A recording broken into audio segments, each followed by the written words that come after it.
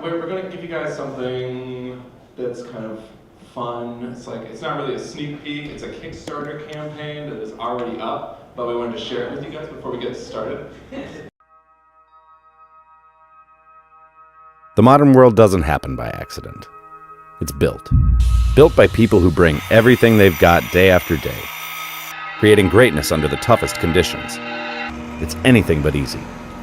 They build the roads we drive on, the houses we live in, the offices we work in, the things that help us live comfortable modern lives. But where they work, they are denied even the smallest comforts, like a good cup of coffee. They deserve better. One company has done the hard work to change that. Introducing the Coffee Box by Ox. Made beyond rugged to deliver in the harshest environments. Built for those who bring. It's years in the making. Designed, tested, then redesigned. Every piece industrial grade. Every detail perfected. In trial after trial, it outperforms any other coffee maker. Meeting standards no one dared to set. At just 11 pounds, the Coffee Box has a compact, portable design that goes anywhere. It's dust-proof and watertight. No spills or leaks, no matter where you take it or how you pack it. Its heavy-duty chassis has been engineered and tested to surpass anything the industry has dared to imagine.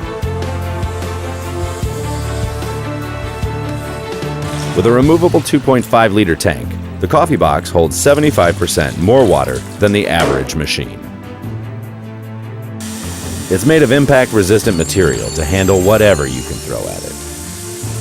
When we say built beyond rugged, we mean it. Bring anything you got. Coffee Box takes it and still delivers. Cup after cup, job after job. Greatness isn't easy. Just ask the people who build our modern world. Like them, Ox is ready to do what's never been done. And we can't do it alone. Help Ox go the last mile to create the world's toughest coffee maker, built for the hardest working people on earth.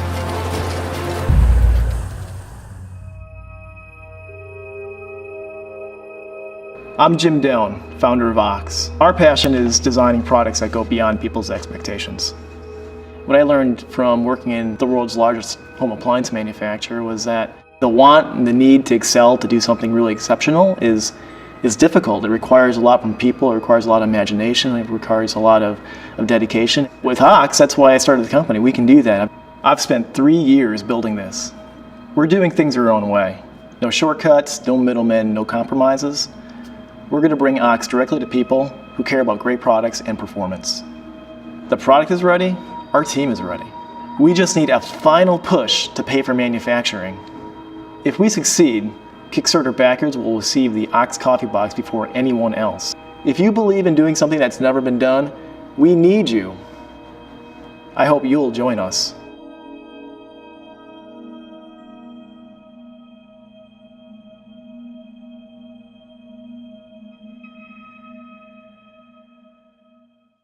So we're back. That was Ox Products. It just launched a Kickstarter campaign. Just to clarify, when they say they're paying for manufacturing, like, it is set up. They've gone through all the UL approvals and worked with all sorts of manufacturers in China to figure the thing out. Like, it's ready to roll. And it's cool that they're now available to be purchased. And if you buy one, you will get it. So that's one investment that Star Garden's made out of around 200 that you're not seeing this morning. So let's talk about chance, shall we? That seems like a good segue. This is a talk about chance. This is how I think people usually relate to chance.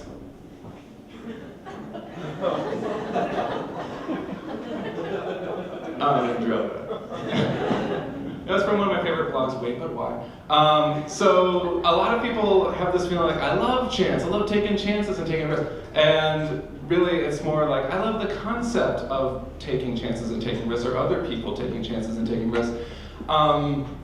This is a question we were discussing earlier. Would you go all in on something that is 15% truly amazing, knowing that the other 85% is embarrassing? Getting to see Ox launch their Kickstarter, like, that's something where it's like, wow, that feels good. That they're going the distance. I mean, they got a long way to go. But yet there's a whole bunch of other investments that Star Garden's made over the years. I mean, when I say years, I mean 2 years.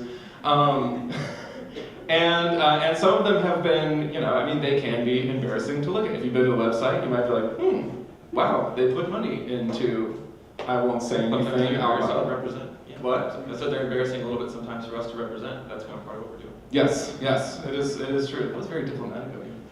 That's just part of the job. I like that. That's the mimosa talk.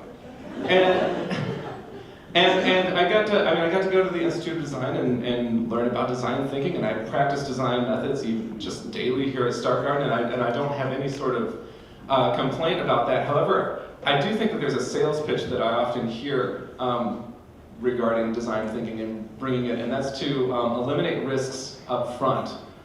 And in some ways it does that. In some ways, like, you could look at Jim Doan and say, like, wow, what a great idea, right? He went onto a construction site, he saw a problem. There were microwaves that were made for kitchen counters on construction sites covered in dust and dented and things like that. He started to think about ruggedized products or appliances for people that live in that world. Very much like a kind of a classic case of then learning about the user and then developing a product and prototyping and testing, blah, blah, blah, blah. However, when it comes to entrepreneurship, there's so many variables that cannot be controlled. Great case in point recently, you can't buy a Tesla in Michigan. You're not going to design method around that scenario. You buy them direct, right? Yeah, you can't, if you have a co-founder that gets greedy, you can't anticipate that on, outside the gate. Or worse, a co-founder that gets lazy and owns 35%. Here's a good example that's not really that funny. I don't know if you guys just saw. It was a payment processing company that's just hit me. Had named their company, I think 2 years ago or a year and a half ago, ISIS. ISIS. Oh, right. And, oops. Variables, you could not anticipate to see that one coming. So they had to change it. And how do you do that after you receive, $100+ million in funding? Yeah. Things you can't anticipate. Yes. So, I mean, the landscape of things that you can't possibly determine variables for, I think when I say ours, I'm talking about Star Garden's sort of foray into venture capital, is really about this, trying to find a model that's going to be sustainable even when there's a ton of failure. Because failure can be the fault of an entrepreneur, but can also not be the fault of an entrepreneur. It can come from all sorts of different directions. So what would be a model that's sustainable even when there's a ton of failure? This is like our diagram. If I had to draw out what the model of Star Garden is, this is a pretty great place to start. There's a ton of $5,000 investments for those of you who don't know about this. We've made, I think, 176 of these $5,000 investments in the past 2.5 years. Many of those go on to the $20,000. By the way, if you want to see that live, we have an event called Update Night every month, and it's here tomorrow night.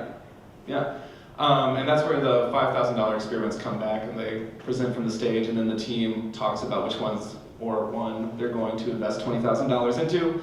And then they can go on $100,000, $500,000, sort of the self-imposed cap, but that's as far as we would go. The plan being that tons of things will happen on that $5,000 side, and very few will actually reach the point that we would invest $500,000. I think that this is kind of, when I think about venture capital, I think that there's definitely, like when you hear about people say things like venture capitalists, stressing the word capitalists, like they're expecting like a 10 times or 20 times return on an investment. It is true, because built into the structure, baked into the structure is the plan that many, many things will fail. You just can't know at the point. 9 out of 10 are going to fail. Yeah. You just have no idea which ones, when you're writing the check, everything looks like it's going to succeed. But, well, I mean, otherwise you wouldn't write the check, right? Well, or the public decides some of ours. Or you're taking, well, yeah, I mean, I'm not necessarily talking about this $5,000 thing so much, but I'm so refraining from speaking about specific things. But I think that at the point that you've reached, for us, all in is $500,000. For other funds, it can be, multiple millions of dollars. There's a belief that one or two can actually make all the money back and pay for all that sort of creative destruction that happened along the way to get there. So I find it actually this kind of a financial structure that is in many ways extremely forgiving in a creative community, particularly because if you were to take, say, $500,000 in a loan from your bank and then go fail, the consequences are going to be a lot more severe. You lose your house. Yeah, you'll probably never be able to get a house again or something. Yeah. I mean, maybe not that extreme, but the difference between what we're doing, I don't know, I'm sure you have something more to say, but the difference between, I think, what we're doing and your traditional bank thing, or someone looking at us and saying a 10x return or 20x or 30x return, that sounds insane. But the early investments we're making, in my opinion, are like some of the rawest form of creativity. I mean, someone saying like, I don't have any real rules, I don't have any responsibility really to the investor, which is dark art. I mean, if you look at our contract for $5,000, it's pretty loose in what we demanded them. So they're taking a chance, we're taking a chance. The people who gave us the money that we deploy are taking a massive chance. And it's a really interesting cascading effect that allows some really weird projects to either win or fail, and there not really be a huge amount of consequence to it, which I think is almost altruistic in a sense if you look at it. Yeah, maybe not so capitalist. It can be, although obviously, the idea is that everybody makes their money back, and that's the other edge of the sword, venture capital, is that if you take in venture capital, you are basically on a path to sell the company at some point, right? To go public on the stock market or be acquired, because that's the only way that the equity can turn back into cash down the road, usually. But what I find fascinating about it is a structure that can never, or a structure that gets stronger, or can get stronger from creative destruction. There can be things that are learned, there can be decisions that are made, there can be variables that you can't anticipate that go your way. There can also be a lot of variables that you can't anticipate that don't go your way. And there's a lot of, I think, bruised egos along the way. There's a lot of emotional pain and suffering. But at the end of the day, most people are not destitute if they fail. And it's okay, and it's a learning process, I think, in many ways. I think in contrast, you think about the concept of billable hours, there's probably a bunch of you that work at agencies, and that tension, that inherent tension of we could go this extra mile, we could try this new thing, we could experiment, yet how are we going to convince either the client to pay for it, or not convince the client to pay for it and yet still make payroll because we're not billing for those hours. Those are, I think, there's a lot of inherent tensions in trying to get into that space of really taking chances in an economic sense. And this, I think, what's interesting about this structure is you're actually sort of anticipating those chances are going to be taken, and that many of them are going to go down. But now, so that's enough about sort of the overarching context of where you're sitting today and what we're up to here. I want to talk about things that are really fun to talk about, which is like actual projects and things that are going on in the world, which is why I'm turning it to Ben. This is something you threw out the other day when we were talking on the phone. And you were talking about it in the sense, I thought it'd be fun to start with, as you guys probably know, Box Water is Ben's thing that he started. And we were chatting about a couple of things that have still not worked out. For instance, you talked about wanting to be able to have a bottling plant, in major metro areas. So you Yes, can every single ship, metro, right? Yeah. so you can ship flat packed boxes to a city. They're filled there, and then they make that last mile or 2 miles as filled boxes of water. That hasn't happened yet for you guys. In certain municipalities like Grand Rapids, it's the product that you're using isn't recyclable, which is attacks that sort of sustainable thing. Yes. That you guys were doing, and then you said this, doing something that's not perfect to very, very slowly get toward perfection is the process of. Yeah, and this is such an interesting thing. I mean, this is a daily part. So Box Water now is, I think, 6 years old as an entity, as a business. Maybe it's about 3 years old because we really didn't know what we were doing for those first 3 years. And we now have 19 employees, and we're in quite a few of the different states. I think we're in probably 80% of the United States. We have some form of distribution in about 9,000 stores, which makes you like a mosquito in the beverage world. But to me, for a physical product that came from the software world, it's amazing to have a physical product in that many different stores and the amount of distribution that it takes to get there. And the company was really started, just if you're not familiar with, it was on a whim. I have a background in supply chain software and a little bit in design, which is kind of a weird thing, and no formal education in either. But the idea was, as boxed water, or as bottled water, packaged water in general, kind of came around in the 60s, a little bit earlier than most people think, and then it kind of grew a little bit, and then it became super ubiquitous starting in the 80s. It was in every store. It was kind of this thing that we were all becoming attached to. And then in the 90s, we started pinning it as, where there was brands. Then in the late 90s into the 2000s, there became luxury brands, Fiji, Evian, and Evian's much older than that too. And then it really went like, you know, in terms of consumer sentiment, it like wrote up this thing and then shot down from being something that was almost a statement of who you were, and you were healthy or you were hip if you had a Fiji water, to this is the worst thing in the world for the environment. It's wasteful. It's from a non-renewable resource. People are throwing it away, they're not recycling it. And it was literally amusing after another failed startup that I had. While we were at lunch, we were talking about this whole thing, and I'm a firm believer that it's basically people like you guys in the room who rethink these things and say, well, what can we do different? And there was a lot of people playing around with different substrates and different materials that didn't exist yet or couldn't be produced in mass or weren't shelf stable, that they were playing around with, but nothing that had any traction or any direction of getting into the market. So we said, okay, well, let's take some of the existing things that are around. This carton technology, which is primarily a European technology. Most of the companies that make cartons are from Europe. And we said, let's do something that ships flat, because if you're shipping glass or aluminum and plastic sometimes, we'll talk about that in a minute, they tend to be shipped empty.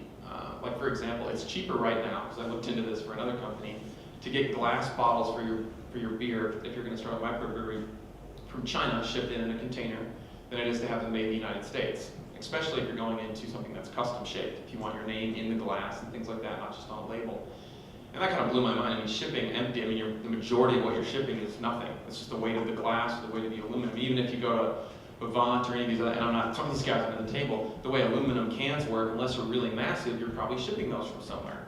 And they come in these pallets of cans that weigh basically nothing, because they're filled with air, and they're waiting to be filled. So that was one area we attacked. So what if we could ship these things flat? That would be interesting. But the majority of my interest was, let's look further back in the supply chain and do something that's more sustainable. I mean, the original carton we worked with was something over 90% made from paper, renewable resource, from managed forests. And we thought, okay, that's cool. And then let's be philanthropic. So we had the efficiency part, the sustainability part, the philanthropic part, and now partner with 1% for the planet.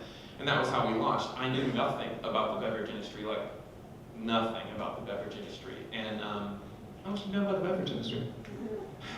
0 to 1%. I'm somewhere near 3% now. And so we said, let's try this thing out. I did the original design. I funded it myself from a consulting product I was working on. Turns out it's super expensive to start a beverage company. That was a close call for me when I got the final funding to kind of keep the thing rolling. But so when we launched it, we were really excited. We got way more press than we ever anticipated, like way more press. We were on Good Morning America when we were in 8 stores in Grand Rapids.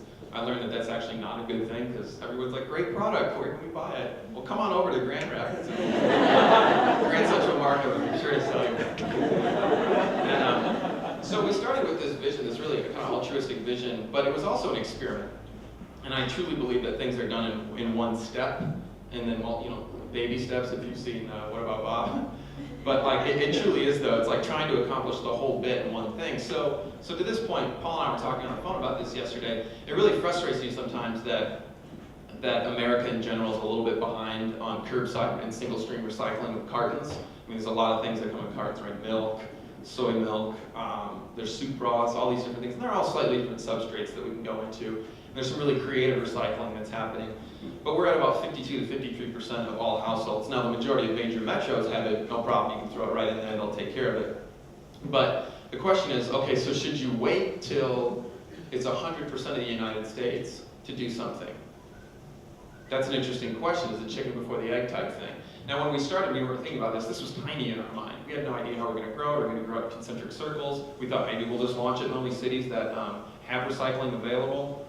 Well, that doesn't grow a sustainable business. So if you're trying to make change, you need some sort of foundation of distribution. That so tomorrow, when recycling is available everywhere, we're already going to be in those markets, already making that new thing happen. We're already putting aside money for R&D for completely new materials that haven't been done. So it's this like, it bothers me a lot because like I prefer everything's perfect when you launch it. Well, and you launched it like, what, 5 years ago or 6 years ago, something like that? Yep. And I'm just watching Jim Doan's video, I was recalling, so Jim's an industrial designer in his background at Whirlpool, left Whirlpool to do the product that he's launching today, not only has a vision for like multiple products, I think he actually began with a microwave that he's working on, but has then shared with us visions for completely different products altogether, would be different companies, would be different things. It's tricky, I think, when you have somebody who's that creative and is that good at what he does, and he's being forced to ask questions like, do I stick for the long haul with this thing? And it's been a long haul, like 2 years, I think, since we first met, and now he's got His this. products are a really long haul, and his has a lot of moving pieces. Yeah, and they're raising $50,000 on Kickstarter right now, but there's a lot of money that's gone into just getting them to the point where they are today. And I've been impressed with his sort of self-reflection. I think people underestimate how much just taking the path of entrepreneurship is a self-reflective process. And he's asked himself, what does he really want? What is he really after? Could he sell it to DeWalt if it's just a drawing? What happens if he approaches DeWalt with, I'm just throwing out DeWalt. That's a good example. What happens if he approaches DeWalt with 1,000 stores and 100,000 units sold? It's a totally different conversation, totally different ballgame. And so he's having to, I think, choose like to stick or to, move into another project. And he's chosen to stick. But a lot of people also choose to say, I think what I do is I work on, new things every few months. That's what makes me happy. That's where I'm going. Those are questions that you can't really know that you're going to have to face from the beginning. And I think like you've had to ask some of those questions. Yeah, I think it's like I'm not putting it down because I've done those projects too, where you kind of bounce from project to project, and it's kind of easier to do that. The chance you're taking to bring it back of saying, like for example, yes, I want micro filling stations at every store where we're like shipping in pieces of paper and it's folding up and making a box of water right on the spot. That's not possible yet. We're working on that. Do you know what I mean? So then we were like, well, let's try and do it in each major metro. Well, the interesting question that came up, when Paul and I were talking about this, is how do I know? Okay, let's say I go and I build a whole filling facility, because we have one in Holland, and we're actually are announcing we do one on the West Coast fairly soon. We have one in Holland right now, and let's say that we go and build one off the bat. We don't tell anybody. Let's assume no one in LA knows what box water is. We go and we build one, and it costs about $500,000 to build one of these filling facilities, and we build it. And we say, okay, it takes 6 months or 7 months, we hire a bunch of people, and the day it's finished, we roll a ton of them off the line and we say, ta-da, it's here. And everyone's like, I don't really like it. I'm not really into that. This isn't really a good market for that. Well, that was a massive chance we took and hoped that it would work out. This is hypothetical. So what instead we decided to do was load up one of our friends' cars, drive to LA, sponsor a couple art gallery parties, open up 8 to 10 stores, little cafes that we might go to for lunch or something like that, and then see what the feedback looks like, go back to our investors with that feedback. Sometimes that feedback takes 2 or 3 years, which is where we're at, to get solid feedback on what a market might do. By the way, they do have curbside recycling there. And then bring that back and say, okay, now I think it's time to make that. And I think that's, when you talk about chance and then you talk about iterative approaches, like that's the one we're taking. We're taking the chance of this long haul. Instead of selling this to someone who can scale it up super quick, we're taking this roundabout way to build something, hoping that it works out in the long term. And I actually think that's the better, more iterative way to do it. Okay, so we have a couple minutes left here. What can you tell us about new things you're working on? We really only have a couple minutes left. I think so, right? Yeah, where's Julia? She's in charge of this thing. Yeah? You're like, yeah. So, do we only have a couple minutes left? Yeah. Like a couple minutes ago. Yeah. You don't really talk like that. Okay, so I'll talk really fast. Some of the new things. Well, I'm going to bring this back to like risk mitigation. So, Boxwater is an incredible company. It's a massive CPG. It needs to be 100 people working for it to be where it's at. I decided I wasn't going to be a very good CEO of that company pretty early on. So I hang around as creative director, and then I do some stuff here as well. But I wanted to start some other things. I have a long-term vision for me. I would love to start a skincare company, an all-natural skincare company, because I think that's like a really fascinating space to be in. Why? This is like slightly embarrassing. This is my actual answer. I think skincare and like the whole idea of it's a really intimate product. For the most part, you're not wearing clothes when you're using it in the shower, unless someone takes it in the shower. There's some drugs on. gym class. Anyway, I totally ruined the whole story saying that. Wait, you took lotion in the shower in gym class?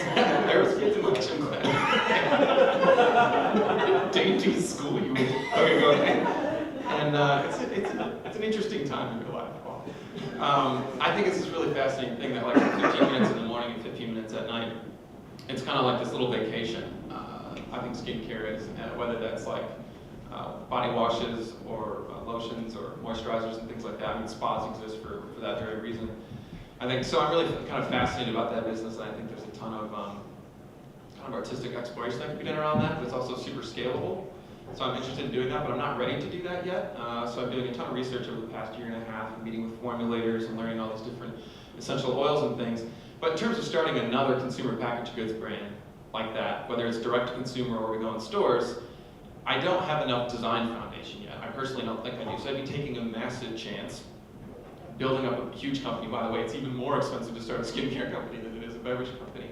Because of the SKUs that you need to have. So instead of doing that, I spent a bunch of time this past year and a half learning different materials, and Paul and I were talking about this. And I started a clothing company at the same time I started Boxed Water, but when I say a clothing company, I mean very small. I was lucky to get some distribution in New York, a really great store, about 5 years ago, and it sold out. It was really cool, and I spent some time focusing on Boxed Water. So now I'm back doing that again, but I wasn't completely satisfied with just making clothing, so I wanted to learn some different materials and make a bunch of different home objects. So I've been taking really boring objects such as like hangers and cups and things like that, and learning how to make them really interesting materials that I was fascinated with. So I learned in the past 5 years marble honing, carbon fiber, pre-preg and wet layup manufacturing, ceramic slip casts, lightweight concrete casting, some candle work, some people in the crowd as well that have been helping me with that. And I've You've also been learning astrophysics. I have. It's such a renaissance, man. You built a space shuttle, but it's just for money. Maybe you are hanging out lots of Small space shuttle. But I've actually been doing all of this here and then a little bit in New York. And anyway, what I'm saying is I'm learning all these. I'm basically paying people to be an apprentice. Like, hey, can you make this thing for me? Then can I watch you make it? And what I'm doing is like, I call it this like alley-oop. So it's like, I'm alley-ooping to myself. So I'm like learning all these different things, and I'm throwing the ball up, hoping that in 3 years or 4 years or whenever the time is when I'm ready to go do skincare, this thing is actually a business that I'm doing, and the products will be for sale probably in about 5 weeks. Actually, I've been working really hard to get that to happen. Is that I've got this foundation of different materials and different exploration and things like that. So it actually adds some validity to this skincare company, which is an extremely saturated market. There's tons of different skincare companies out there. And I've got this really avant-garde company over here, and then I've got Boxed Water, which was my approach to mass market kind of consumer products. And then in the middle is this one that kind of, I think skincare kind of rides those two, whatever, the avant-garde thing and the mass product. And I'm like alley-ooping for the slam dunk to myself. And that's my way of like mitigating risk or taking chance a little bit out of it. But I'm also taking a pretty big chance in all the money I've spent learning all these different materials to see if people even want to buy them, or if it just looks like a really crazy, like you just had a year and a half. What drugs were you doing? Why did you make these things out of all these different materials? Well, that also reminded me of that, sort of starting with that example of Boxed Water and this idea of doing something that's not perfect till, very slowly you get toward perfection. Like, as an individual, it seems like you're also on this weird... I'm taking these, like, small steps. Like, tomorrow, like, I want to own, like, a really awesome skincare company. I want it to be perfect. The other thing, too, is you can't really be that iterative with stuff people put on their skin or drink. You can't be like, oh, we'll make it better. Sorry it burned you the first time you put it on your skin. So we have to like really like focus on that, and I need to work with really great people, and I have a lot to learn about that, about manufacturing, about different containers and stuff. But yeah, I'm taking this iterative approach in my life and just learning different things. Well, and really great case in point, going back to Ox, we can wrap this up, Julia. Like their Kickstarter campaign right now, a big thing that they're actually trying to determine, and don't like tweet about this or something, because I don't think that it would reflect well on me per se. But like they're really trying to hone in on a price point. They really need to understand like what will somebody pay for this object. So Kickstarter is a great method for them to start to test those waters out. But it's very very incremental path, and hopefully they come out of it with some some leverage that they can take into retailers. Like this is this retails for X amount, and we know that because of Kickstarter. Whereas a normal retailer would be like, I'm going to say it's $99. and then they have to engineer backwards. I think it's a genius move to use Kickstarter for a product that basically all the manufacturing is already lined up on to test price point and get some real data out of it from early adopters, and then go into major retail, channels. Yeah, smart decision. All right. Super esoteric quote that you guys can all take home with you. It just seemed like you're supposed to do that when you do these things. Rule number 6, nothing is a mistake. There's no win and no fail. There's only make. Put it on a note card. Write it down in a sticky, put it on your computer monitor next to your little Wolverine doll. So sarcastic there. Next to your squishy ball with your company's logo on it. What a jerk. Anyway, Julia, do you have anything that you would like to say before we conclude this morning? Oh, you want a Q&A? Is that where we go next? I'm sorry, it's my first rodeo at Creative Mornings. Since you talked so much, we only have time for a couple of questions. Sorry.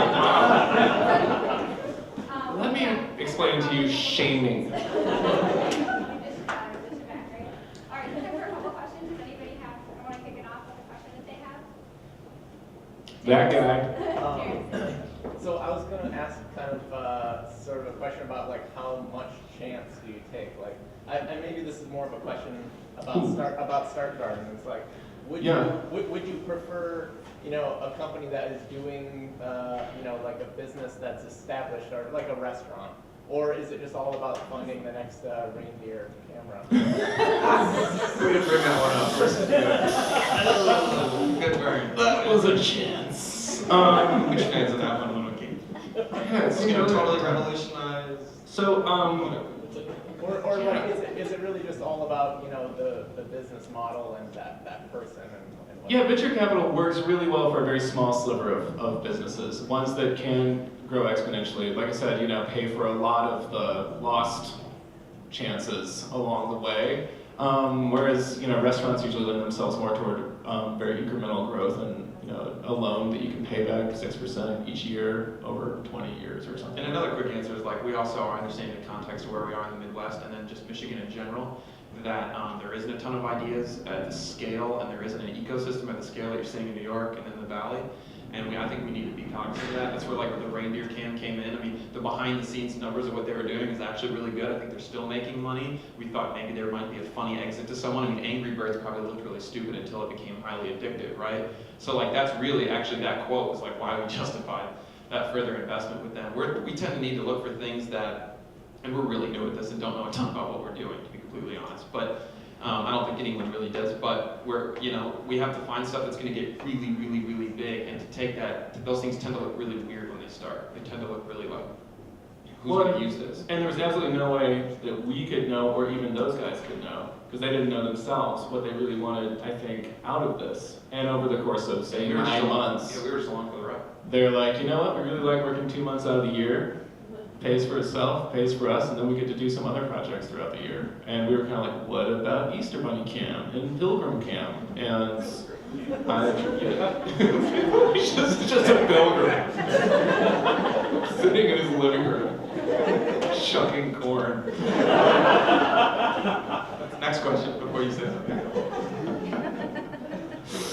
Smoking a long pilgrim pipe. When you look at your journey over time, for you and for the companies you've sponsored, how much do you feel chance plays into the journey? In the sense of you do all these things, and boy, do we get lucky that this happened, or boy, do we get lucky that this happened. So this month we could probably name 4 things that we're like, man, we're lucky that this happened to these 4 companies. And next month we'll be like, oh my God, look what just happened to those 4 companies that we were so excited about last month. And then the next month it's like, hey, looks like things are going really well. I mean, it's like this, Yeah, like Mike has such a great quote. It's like when it goes well, you're like, well, that one.